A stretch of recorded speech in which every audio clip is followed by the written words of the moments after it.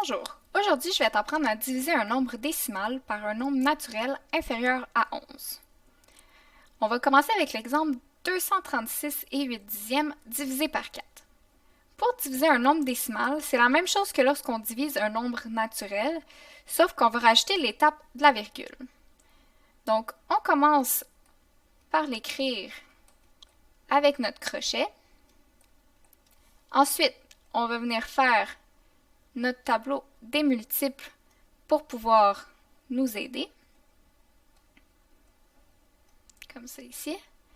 Donc, 4 fois 1, 4, 4 fois 2, 8, 4 fois 3, 12, 4 fois 4, 16, 4 fois 5, 20, 4 fois 6, 24, 4 fois 7, 28, 4 fois 8, 32 et 4 fois 9, 36. Et ensuite, je peux y aller avec ma division.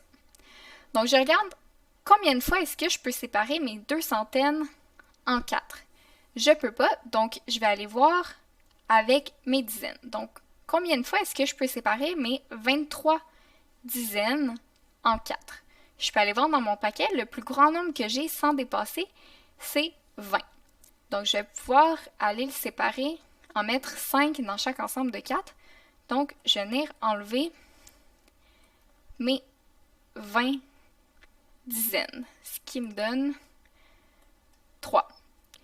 Ensuite, je m'attaque avec les unités, donc je vais venir abaisser mes unités restantes, ce qui me donne 36.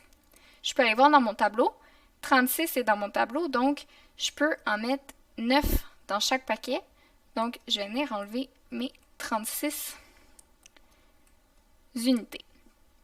On pourrait croire qu'on a fini, mais non, il va nous rester nos nombres décimaux. Donc, il me reste encore mon 8 dixièmes.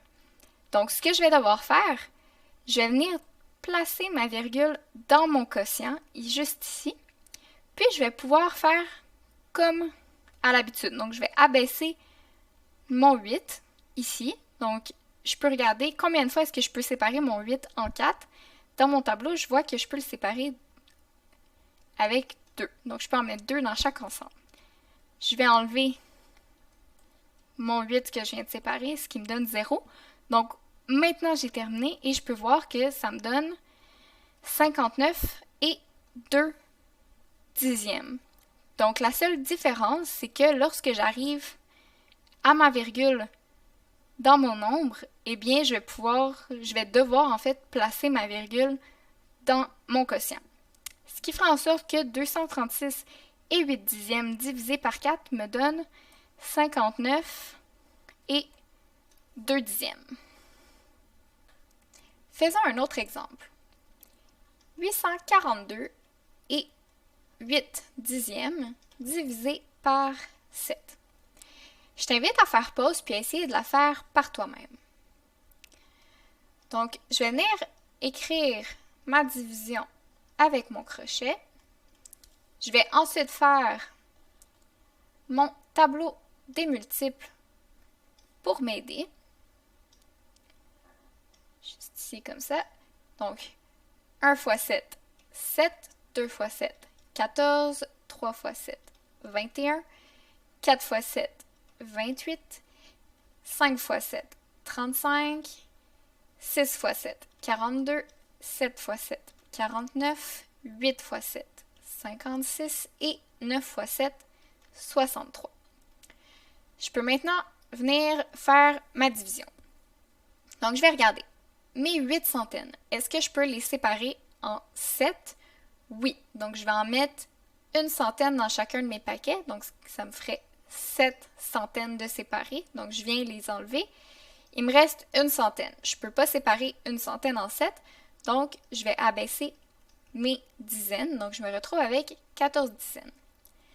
Est-ce que je peux séparer 14 dizaines en 7 paquets? Oui. Donc, je vais pouvoir en mettre 2 dans chaque ensemble. Donc, je vais soustraire les 14 que je viens de séparer. Je me retrouve avec 0. J'abaisse ensuite mon 2. Puis, je me demande, est-ce que je peux séparer 2 unités en 7 paquets? La réponse, c'est non. Donc, je vais en séparer 0. Donc, c'est bien important d'écrire le 0 pour obtenir la bonne réponse. Donc, c'est comme si j'en enlevais 0 et je me retrouve encore avec 2. Maintenant, j'arrive à la virgule. Donc, ça va être important, comme j'arrive à la virgule, de venir mettre la virgule dans mon quotient. Donc, à chaque fois que j'arrive à la virgule dans mon nombre, il faut que je mette la virgule dans le quotient. Et je peux ensuite abaisser mes dixièmes. Donc, je me retrouve avec 28 dixièmes.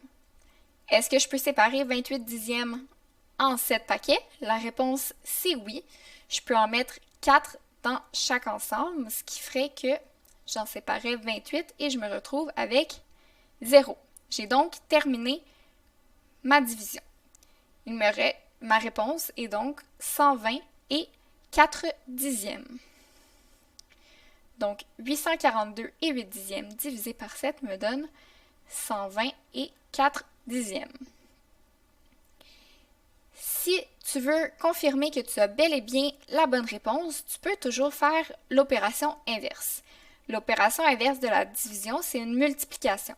Donc, pour voir si ma réponse est bien 120 et 4 dixièmes, je peux venir faire 120 et 4 dixièmes fois 7 pour être sûr d'avoir la bonne réponse. Donc, quand je fais une multiplication avec un nombre à virgule, je ne m'occupe pas de la virgule pour l'instant.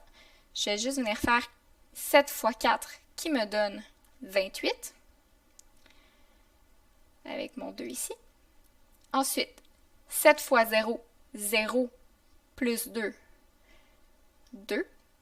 7 fois 2, 14, je mets mon petit plus 1. Et 7 fois 1, 7, plus 8. Ensuite, comme j'avais seulement un chiffre après ma virgule ici, je m'assure qu'il y ait un chiffre après la virgule dans ma réponse, ce qui me donne 842 et 8 dixièmes, qui était mon nombre de départ, ce qui veut dire que 120 et 4 dixièmes est bien la réponse de ma division. Et voilà, tu sais maintenant comment diviser un nombre décimal par un nombre naturel qui est inférieur à 11.